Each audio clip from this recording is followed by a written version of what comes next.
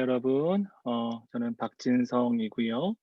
그리고 처음 장로님께서 소개해 주셨듯이 든든한 박진성 전사입니다. 잠깐 기도하고 우리가 함께 말씀을 나누도록 하겠습니다.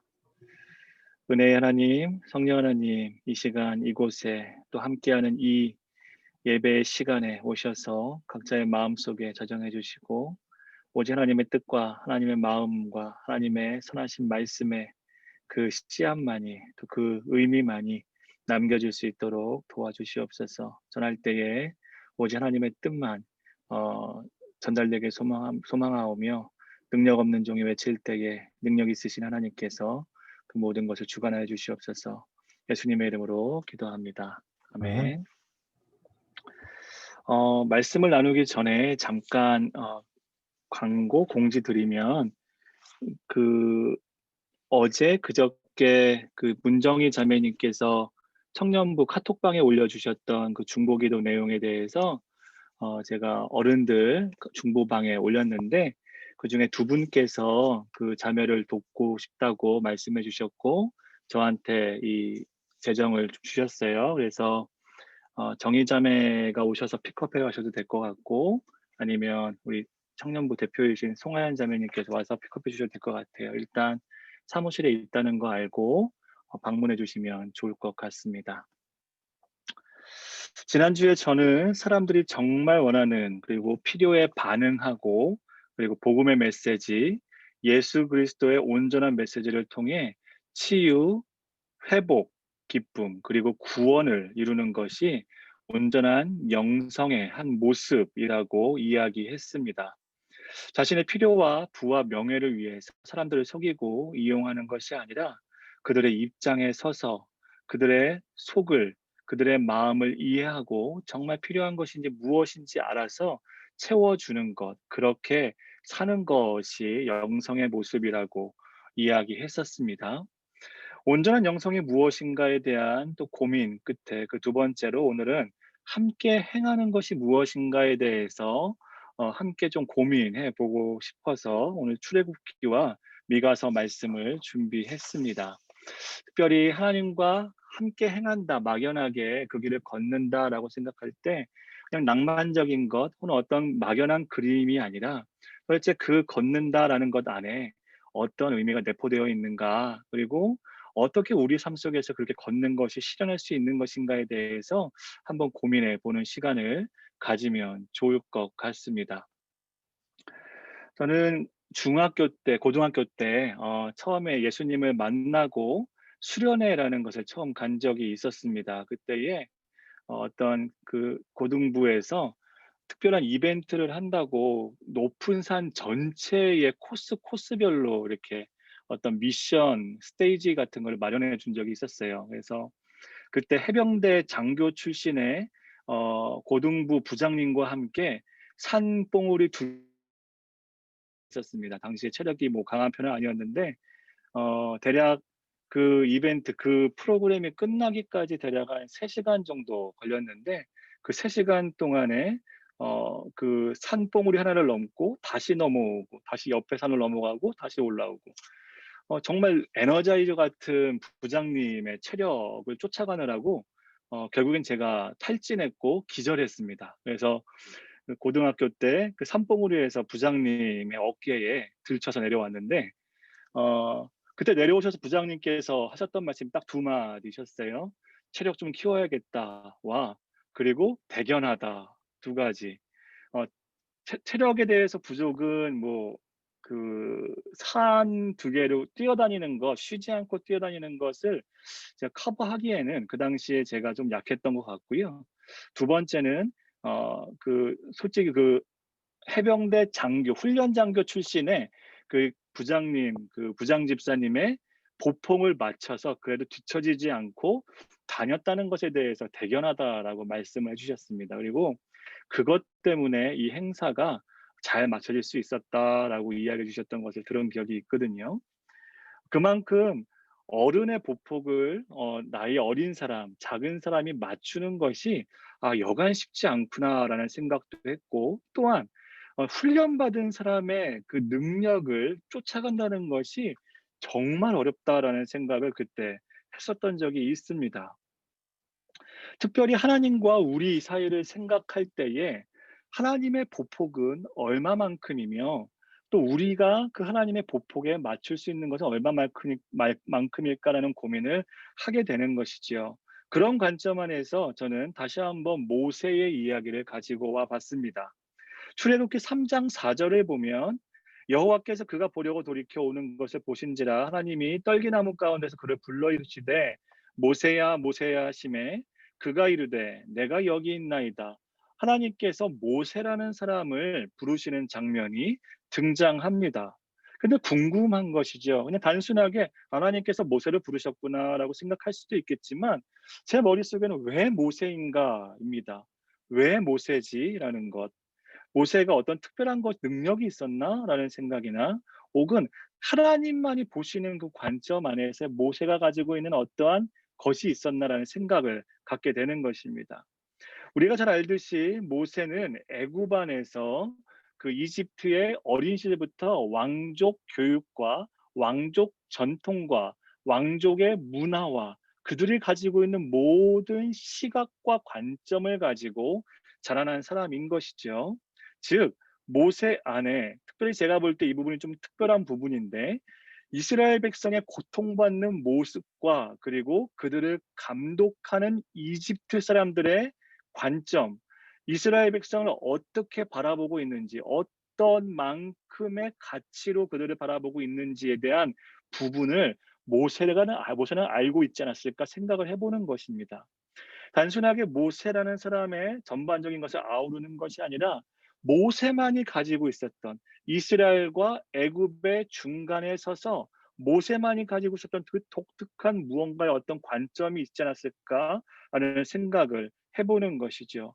이스라엘 백성들이 처한 현실이 어떠한지 그리고 그들이 어떠한 대우를 받고 살고 있는지에 대한 그 디테일들 그리고 그들의 심정들을 다 보고받는 모든 감독들한테 보고받는 위치에 있는 모세. 그렇기 때문에 모세에게는 어떤 특별한 부분이 있지 않았을까 생각을 해 봅니다. 모세를 생각해 보면 한 가지 아픔이 떠오릅니다. 출애굽기 2장 11 절에 보면 모세가 장성한 후에 한 번은 자기 형제들에게 나가서 그들이 고되게 노동하는 것을 보더니 어떤 애굽 사람이 한 히브리 사람 곧 자기 형제 치는 것을 본지라 라고 표현을 합니다. 모세가 장성한 후에 다 큰 후에 성인이 된 후에 자기 형제들에게 나아갔다라고 표현을 하거든요. 왕족으로 자라서 노예를 바라보는 그 관점, 애굽 사람들과 동일한 관점으로 바라보는 것이 아니라 모세만큼은 자기 형제를 바라보는 관점으로 그들을 보고 있었다라는 것을 성경이 보여주는 것입니다.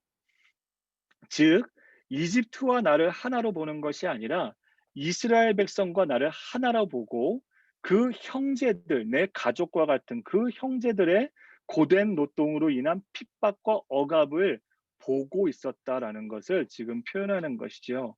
그리고 그때에 애굽 사람, 한 히브리 사람, 곧 자기 형제를 치는 것을 본 후에 좌우를 살피고 애굽 사람을 쳐 죽이고 모래에 감추었다고 성경은 표현합니다. 단순히 생각할 때에 젊은 혈기, 그 장성한 막 성인이 된 모세, 그리고 아까 뭐 저는 체력이 없다고 얘기했지만 마치 그 해병대 장교 출신의 그 집사님과 같은 그 근육, 힘을 가졌던 그 모세.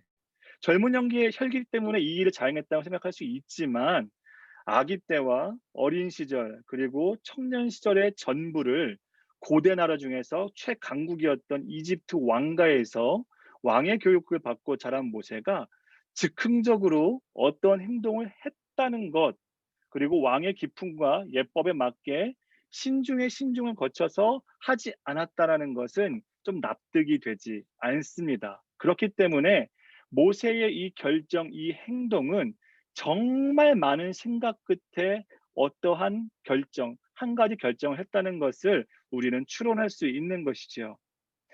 모세의 이후의 광야의 삶 속에서 보여주었던 그의 지도력, 그의 모습과 성품이 얼마나 진중했고 무거웠으며 이스라엘 백성을 구원하기 위해 애를 썼는지를 우리가 알기 때문에 모세의 그러한 결정과 그것이 즉흥적이지 않았다고 판단하는 것이 더 타당하다는 생각이 듭니다. 우리가 알듯이 그런 어려움을 맞닥뜨릴 때마다 하나님께 물었죠. 그리고 하나님께서는 모세와 같이 온유함을 가진 사람이 온 지면에 없다, 가장 뛰어나다라고 이야기했습니다. 이에 대해서 히브리서 12장 24절은 믿음으로 모세가 바로의 공주의 아들이라 칭함받기를 거절한 것이라고 말하고, 25절은 그의 결정의 내면에는 하나님의 백성과 함께 고난받기를 잠시 죄악의 낙을 누리는 것보다 더 좋아하는 마음이 있었다라고 표현합니다. 즉, 모세가 지금 현재 좌우를 살피면서 생각했던 것, 그리고 자신의 형제들이 곤욕당하고 고통받는 그 모습을 바라보면서 생각했던 그 마음이 바로 그 칭함받기를 거절한 것과, 그리고 하나님과 함께 백성과 함께 고난받기를 더 좋아하는 마음이었다는 것을 우리는 알 수 있는 것입니다. 다시 본론으로 돌아와서 모세의 그 결정은 결코 즉흥적이고 우발적이지 않다라는 것이죠.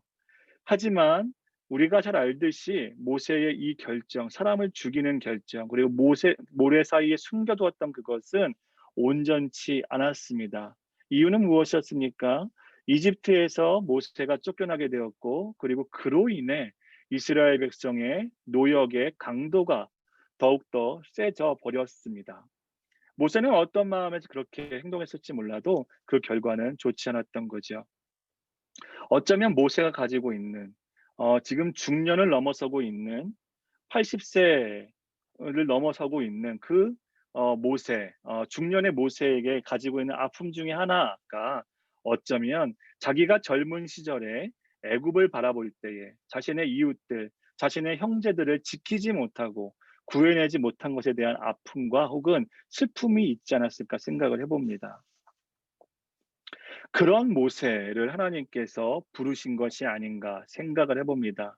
이러한 아픔도 있고, 이러한 그들의 자기 형제 백성들을 바라보는 관점과 마음이 있는 그 모세, 자신의 백성과 형제들을 생각할 때 안타까움과 극률한 마음이 불일 듯이 일어나는 그 모세를 하나님께서 부르시고 있는 것이죠. 만일 여러분 안에 고통받는 어떤 민족, 나라, 이웃, 친구, 가족 등에 대한 마음이 있고, 그것을 생각할 때마다 마음이 그들과 함께 고통스럽고 아프며, 그들을 향한 소망과 희망을 주고 싶고 살리고 싶은 마음이 있다면, 아마도 모세와 같이 하나님께서 부르신 장소, 부르신 방향일 것입니다. 저 역시도 제가 교회에 몸담고 있는 이유는, 교회를 생각하면 아프고 교회를 생각하면 슬프며, 또한 교회가 하나님의 기쁨이 가장 넘치는 곳이며 교회가 세상의 희망이다라는 마음이, 믿음이 있기 때문입니다. 그런 간절함이 제 안에 있기 때문에 하나님께서 교회로 저를 부르셨고 제가 이 자리에 있다라고 저는 생각을 하는 것입니다. 애굽 백성을 향한 아파하는 마음, 그 마음이 하나님께도 있었음을 우리는 보게 됩니다. 출애굽기 3장 7절에서 10절을 보면 하나님께서 자신의 마음을 쭉 설명하시죠. 7절에서 이렇게 말씀하십니다. 내 백성의 고통을 분명히 보았다. 그리고 부르짖음을 들었고 그들의 근심을 내가 안다. 8절을 보면 내가 애굽인의 손에서 건져낼 것이다. 그리고 그들을 정말 아름다운 땅으로 내가 인도해낼 것이다. 그리고 9절에 이제 가라. 부르짖음이 내게 달하고 애굽 사람들이 그들이 괴롭히는 학대도 내가 보았으니 이제 너를 세웠다. 그리고 너를 보낼 것이다. 라고 10절에 말씀하고 계시는 것입니다. 즉 하나님께서 모세를 부르시기 훨씬 이전부터 하나님께서 뜻을 세우셨음을 우리는 알게 됩니다. 하나님의 뜻, 하나님의 뜻이 고통받는 그 백성들의 부르짖음으로 인해서, 그 부르짖음이 귀에 들리고 마음에 들리고 하나님의 그 보좌 앞에 상달됨으로 인해서 하나님의 뜻이 일어났고, 그리고 그 뜻에 맞는 사람을 찾아 모세라는 사람을 일으키시는 게 되는 것을 보게 되는 것이죠. 자신의 백성들의 고통과 억울함, 슬픔으로 인해 부르짖음이 있으면 항상 하나님께서 뜻을 세우시게 됨을 우리는 알 수 있습니다. 이것은 하나님께서 창조하신 세계에 대한 반응이기도 하고 자신들의 백성에게 대한 약속의 이행이기도 하며 동시에 악을 행하는 사람, 나라에 대한 심판이며 하나님의 강한 항거입니다. 그렇게 모세는 이 하나님의 마음에 그 모든 마음에 응답하고 그 여정의 중심에 서게 됩니다. 한편으로 우리는 생각해 볼 수 있습니다. 전능하신 하나님께서 그 모든 것 위에 뛰어나신 분께서 어, 왜 관계를 굳이 형성하실까? 우리가 알다시피 관계를 형성한다는 것은 내가 가지고 있는 생각과 감정과 뜻과 계획과 앞으로의 비전과 그 모든 것들을 상대방과 공유한다라는 뜻이거든요.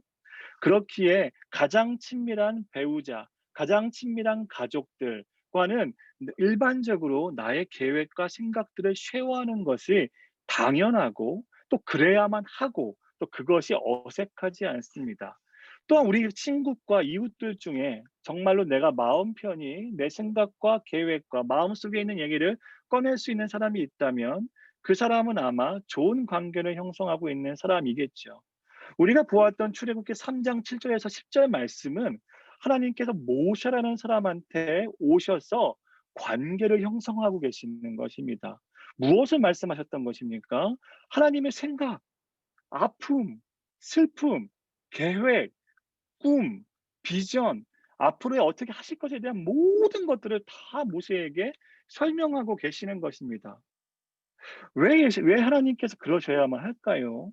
이렇게 하실 수는 없을까요? 그냥 모세를 세워 놓고 그냥 너한테 명령 한 가지 애굽에 가서 그 내 백성 이스라엘 백성을 구해라 이런 미션만 주고 어떻게 하든 무엇을 하든 모세한테 다 맡겨 버리고 모세가 정말 죽고 힘들 때쯤 가서 한번 서포트해 주시고 도와주신다면 모세 입장에서는 '아 하나님이 정말 나를 도와주시는 구나.'라고 생각하거나 느낄 수 있는 계기가 될 수 있고 또한 하나님의 위대하심과 능력을 더 잘 드러낼 수 있는 것이 아닐까 생각을 해 보는데 하나님은 그러고 계시지가 않다는 거죠.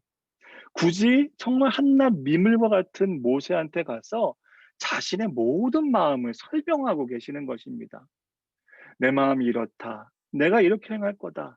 네가 이렇게 해 줬으면 좋겠다."라고 말입니다. 이것은 정말 놀라운 하나님의 방법입니다. 삼위일체 하나님께서 상대적인 존재에 대해 특별히 성령님과 하나님에 대해 예수님에 대해서 자신의 생각을 말씀하시고 서로 깊이 존중하시는 그 모습을 인간에게도 행하시고 계신다는 것. 같은 눈높이에 맞춰 같은 크기에 맞춰서 그만큼의 크기대로 바라보고 대우하고 계신다라는 것을 우리가 알 수 있는 것입니다. 즉 관계라는 것, 하나님이 하시는 그 관계의 모습은 매우 인격적이고 사랑이시며 그리고 하나님의 그 사역 활동, 온 인류와 온 세계를 다스리는 그 활동 속에 중요한 부분임을 우리는 인식할 수 있습니다. 하나님께서 사람을 택하여 관계를 맺으시고 그 길을 향해 홀로 보내시는 것이 아니라 말씀드렸듯이 모든 계획과 뜻을 말씀하시고 또한 그 뜻이 성취되기까지 앞서서 행하시고 그 일이 이루어지기까지 끝까지 함께 하시는 것을 우리는 모세의 이야기뿐만 아니라 이스라엘의 출애굽 그 이야기에서 알 수 있습니다. 모든 길의 여정 속에 하나님의 자기 백성을 향한 사랑으로 가득 차 있음을 보게 되고 또 사랑하기에 지켜주시고 사랑하기 때문에 그곳에서 빼내시고 또한 회복시키시고 구원시키시는 것입니다. 하나님께서 모세에게 말씀하십니다.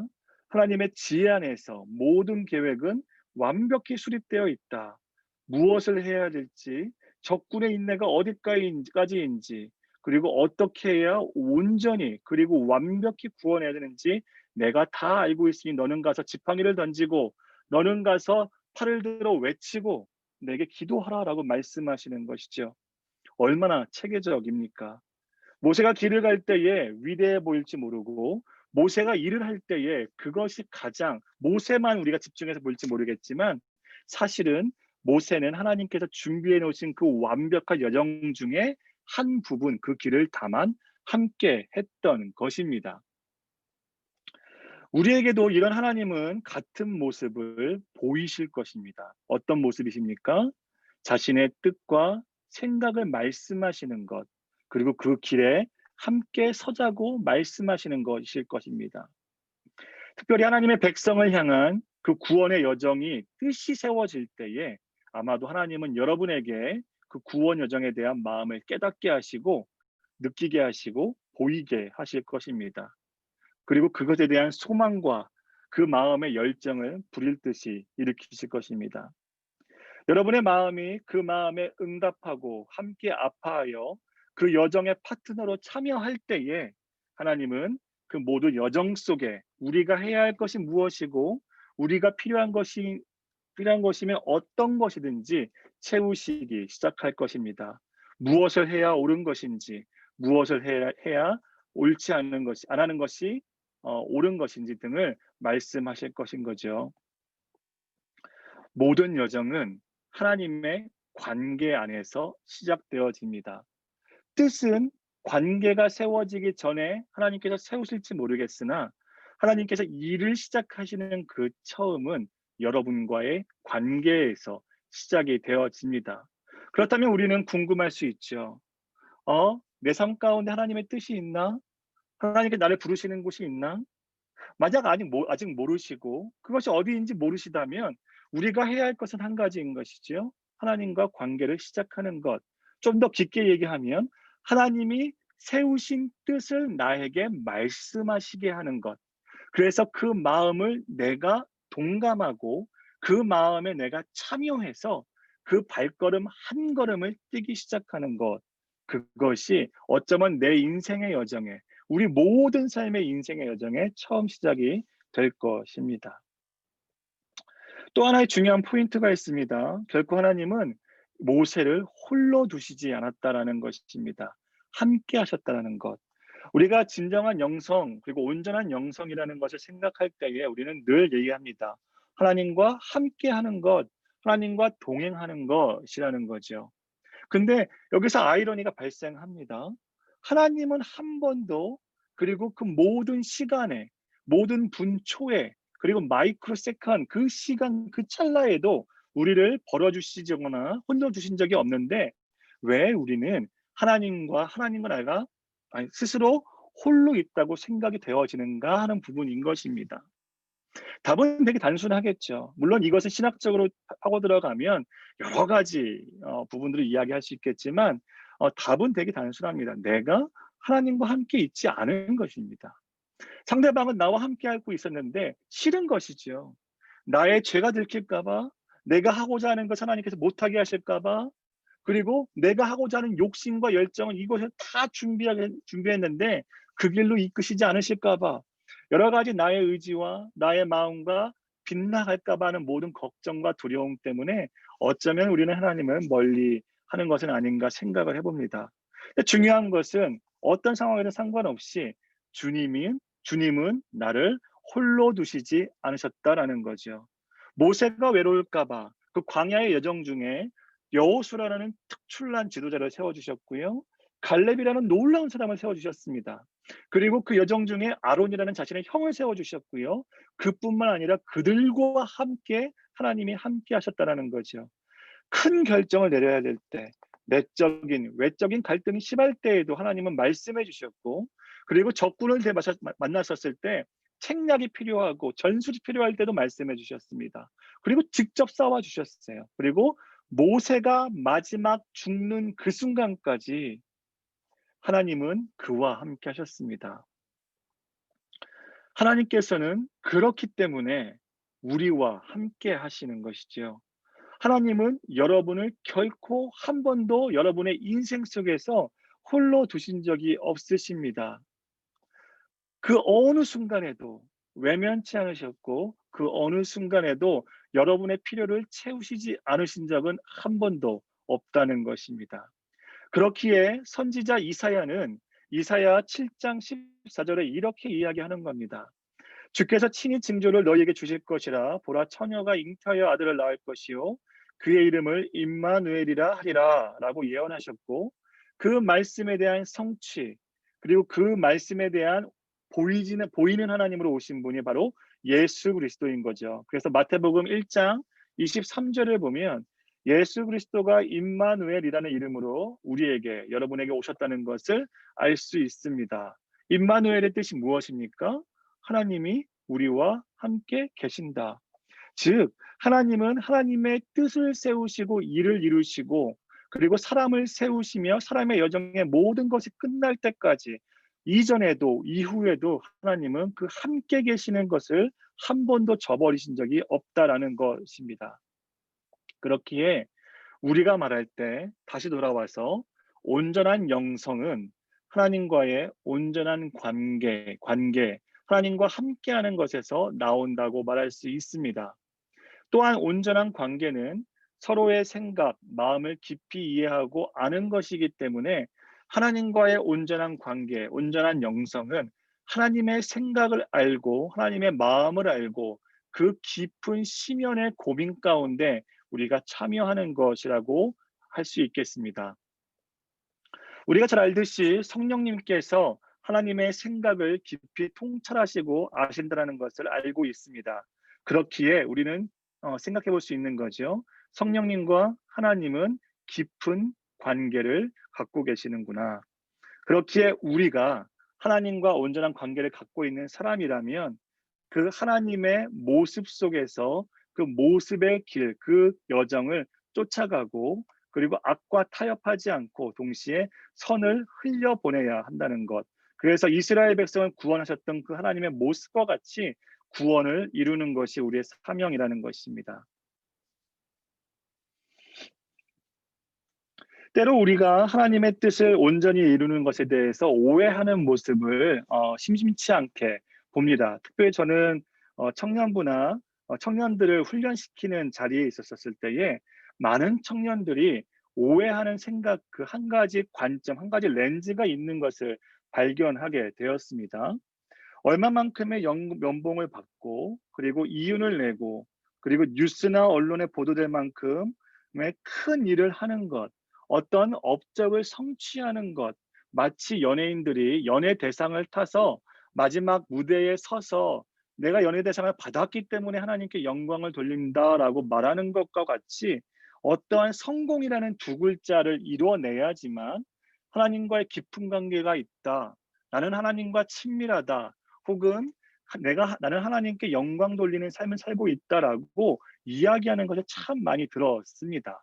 그래서 그 마음속에는 항상 마음에 부담감이 있는 것이죠. 실패하면 어떡하지?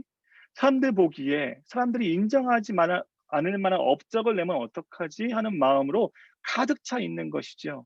나는 지금 이 직장에 도전했는데 여기서 내가 인정받지 못하고 성공받지 못했기 때문에 하나님께서 혹시나 행여나 나와 함께 하시지 않으면 어떡하시나? 나에 대해 실망하시면 어떡하나? 내 삶을 더 이상 하지 않으시면 어떡하나 하는 마음을 청년들이 갖고 있는 것을 많이 보게 되었습니다. 그것은 큰 착각 중에 착각인 것이죠. 함께 하시기를 포기하지 않으셨던 그 하나님께서 그것 때문에 우리와 함께 하시는 것을 포기한다는 것은 진리가 아닌 것 중에 진리가 아닙니다. 얼마만큼의 세상의 기준의 결실이 있는가, 내 권력의 위치가 상승했는가는 하나님의 관점 속에, 관심 속에 있지도 않습니다. 즉, 우리가 마땅히 알아야 할 것은 하나님께서 뜻을 세우지 않으셨는데 마치 하나님의 뜻이 이것일 거야 라고 착각을 하고 하나님과 걸음을 함께하지 않고 달려가는 것, 그리고 모세처럼 설령 그 큰 일을 이루고 그 바로 왕을 대적하고 온갖 이적과 기적을 통해서 그 바로 왕을 이겼다 할지라도 그것이 그곳 가운데 하나님의 함께 하시는 여정이 없고 하나님의 뜻이 없다면 그것은 하나님께 아무런 쓸모도 없는 일이 되어지는 것입니다. 즉 하나님과 함께 걸어가는 것, 하나님과 함께 행하는 것의 그 전제 조건은 하나님께서 뜻을 세우셨는가 하는 부분입니다. 그리고 그 뜻에 맞춰서 나를 부르셨는가 하는 부분인 것이죠. 그러면 우리는 궁금합니다. 하나님의 뜻은 도대체 어떠한 것이고 일반적으로 하나님은 어떻게 그 일을 이루어 가시는가 하는 것입니다. 요 말을 하기 잠깐 앞서서 좀 생각해 보고 싶은 것이 있는데요. 여러분 한번 생각해 봅시다. 여러분이 하나님이라고 생각을 하고, 그리고 정말 이스라엘 백성을 구원해내는 그 70만 이상의 사람들을 살리는 그 일 가운데 여러분이 하나님이라 생각하고 한 사람을 선택했다고 생각해 봅시다. 그리고 그 사람은 그 일을 이루기 위해 모든 조건을 다 갖추고 있는 것 같습니다. 능력도 있는 것 같고, 그리고 그만한 경험도 있는 것 같고, 그리고 이 사람이 아니면 안 될 것 같은 그런 위치에 있는 사람인 것이죠. 근데 갑자기, 갑자기 하나님, 내가, 여러분이 그 사람을 저리로 밀쳐내고 어느 한 가지를 중심에 두고자 한다면, 어 그게 말이 됩니까? 좀 표현이 좀 잘 되지 않은 부분이 있는데, 어 하나님께서 모세를 세우셨어요. 그 모세를 중심에 두셨죠. 그리고 모세와 함께 많은 것들을 이야기하셨습니다. 그리고 모세가 준비하기 시작했어요. 그리고 그 마음을 품고 이제 달려가기 시작합니다. 그리고 자신의 가족들을 데리고 그 여정을 떠났어요. 그런데 갑자기 하나님께서 출애굽기 4장 24절을 보면 죽이시려는 내용이 나옵니다. 갑자기 죽이신답니다. 앞뒤 맥락이 없어요. 그냥 하나님의 뜻을 갖고 큰 꿈을 갖고 걸어가기 시작했는데, 모세 입장에서는 얼마나 설렜겠습니까? 얼마나 두려웠겠어요. 그리고 얼마나 진중하고 진지했겠습니까? 근데 그 여정 중에 텐트에 들어가서 그 밤을 지새는데, 쉬는데, 그날 밤에 갑자기 하나님께서 오신 거예요. 그리고 아무런 설명도 없이, 아무런 말도 없이 죽이시려고 하는 겁니다. 좀 이해가 되지 않지 않습니까? 핵심이라고 생각되는 사람을 중심에 뒀는데 사실 중심이 아니었던 것이죠. 모세가 생각할 때, 혹은 우리가 생각할 때, 혹은 이 말씀을 읽는 모든 독자들이 생각할 때에 모세는 분명 중심에 있었습니다. 근데 또 한 부분에서 우리가 잊지 말아야 할 것은 모세가 중심이 아니었다는 거죠. 이 부분에 대해서 감사하게도 그의 아내 십보라가 정말 빠르게 반응합니다. 그 다음 구절을 보면 이렇게 얘기해요. 십보라가 자신의 아들 의 포경을 베어서 그 표피를 자신의 남편인 모세의 발에 대고 이렇게 외칩니다. 이는 나의 당신의 피난편임, 나의 피난편임이다라고 표현을 하는 것이죠. 좀 말이 좀 어려워요. 근데 이 말을 표현하면 쉽게 이겁니다. 모세가 할례를 받지 않았어요. 할례 받을 때가 없었고 받을 기간도 없었고 기회도 없었습니다. 근데 할례는 무엇을 의미했습니까? 하나님과의 약속, 하나님의 백성임을 상징하는 것. 하나님께서 선택하셨기 때문에 모세가 자연스럽게 하나님의 백성이 되었다라고 우리는 자연스럽게 생각할 수 있겠지만, 하나님의 관점에서는 그게 아니었어요. 모세가 하나님의 백성인 것을 증명하는 어떠한 것이 필요했던 것입니다. 구약의 할례가 신약으로 들어와서는 세례가 되었고요. 그 세례는 오늘날 바로 예수 그리스도를 의미합니다. 즉, 아무리 위대한 일에, 아무리 큰 일에 하나님께서 선택하시고 그 일의 여정에 뛰어든다 할지라도 그 핵심에 있는 그 사람보다 더 중요한 것, 그것은 예수 그리스도를 통해서 하나님의 백성이 되었느냐 하는 것과 예수 그리스도와 함께 길을 걸어가고 있는 것이냐라는 것이죠. 이것은 지극히 상징적인 것으로 보여주고 있는 것입니다. 하나님과 모세의 사이에 반드시 그 할례 예수 그리스도가 들어가야 되는 것이고요. 오늘날로 얘기하면 하나님과 우리 사이에 반드시 예수 그리스도의 그 구원이, 예수 그리스도가 들어가야 한다는 것이죠. 그래야 하나님께서 뜻하시는 그 선한 일, 그 하나님의 그 구원의 여정 속에 나도 똑같은 구원하는 입장으로서 참여할 수 있다라는 것입니다. 그 분노하시는 하나님과 모세를 그 할례, 그 표피가 화목시키고 화해시켰기 때문에 예수 그리스도가 우리와 하나님 사이 안에서 화평케 하실 수 있다라는 것이지요. 그래서 우리는 예수님께서 삶을 통해 하셨던 생각, 그리고 그의 메시지, 그의 발걸음, 그 은혜, 구원을 중심에 두고 우리는 다만 함께 걸어가는 사람으로 하나님의 여정에 동참해야 되는 것입니다. 결코 우리가 드러나서는 안 되고요. 아까 말씀드렸던 연애 대상의 대상을 받는 것이 중요한 것이 아닌 것이지요.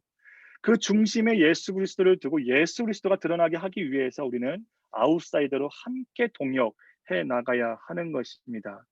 그렇게 이런 관점 안에서 오늘 우리가 읽었던 본문 말씀인 미가서 6장 6절에서 8절 말씀은 더 큰 의미가 있는 것입니다.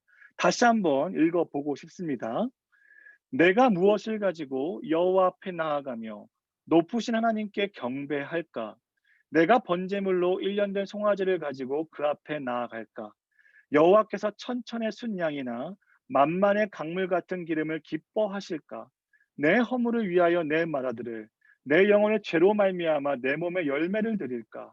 사람아, 주께서 선한 것이 무엇임을 내게 보이셨나니 여호와께서 내게 구하시는 것은 오직 정의를 행하며 인자를 사랑하며 겸손하게 내 하나님과 함께 행하는 것이 아니냐.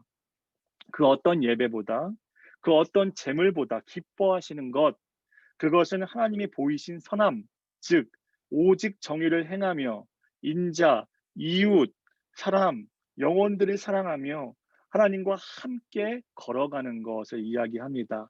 여기서 행하는 것에 대해서 히브리 원어를 보면 함께 보폭을 맞춰 걷는 것을 이야기합니다. 그렇기 때문에 우리는 다시 한번 제가 서두에 얘기했던 그 어른과 나의 보폭을 생각해 볼 필요가 있는 것이죠. 하나님과 보폭을 맞춰서 걷는다라는 것은 어떤 의미이겠습니까? 어린 우리가 하나님의 그 넓은 발걸음을 쫓아간다면 갈기 위해서는 얼마나 빨리 움직여야 될까요? 얼마나 부지런히 이렇게 따라가야 할까요? 아버지의 한 걸음은 나의 두세 걸음이 되겠죠. 마치 그런 것과 똑같습니다. 하나님의 한 걸음은 저희의 두세 걸음, 아니 10걸음, 100걸음이 될 것입니다. 그 보폭에 맞춰서 걷는 것이 행하는 것을 의미하는 것이죠. 이것은 단순히 낭만적인 어떤 그림을 영상하는 것이 아닙니다. 이것은 엄청 실제적이고 현실적인 이야기이고 단어입니다. 하나님이 움직이시는 넓이만큼 움직일 수 있는 성숙함이 있는 것. 하나님이 생각하시는 만큼 생각해낼 수 있는 성숙함. 하나님이 보시는 관점만큼 넓게 보고 깊게 볼 수 있는 그 관점을 갖는 것. 그것이 행하는 것, 함께 행하는 것이라는 것입니다.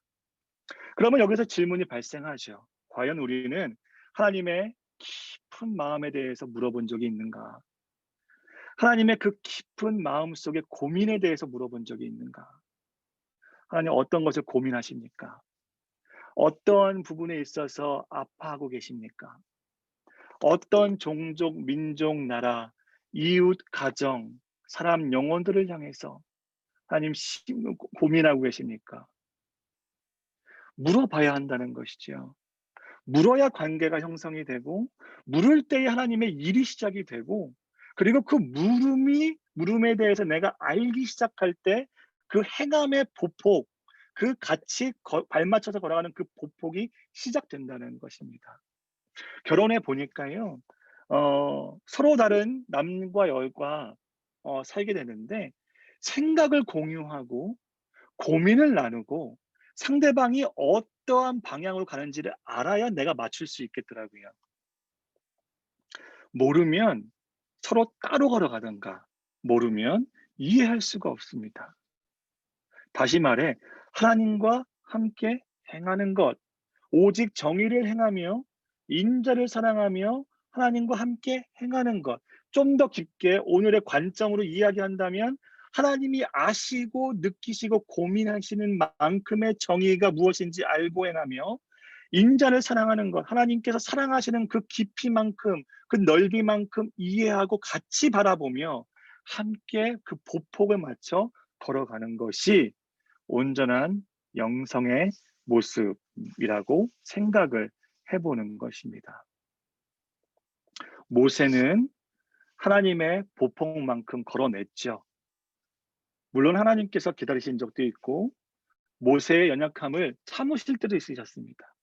또한 이스라엘 백성을 두고 보실 때도 분명히 있었어요.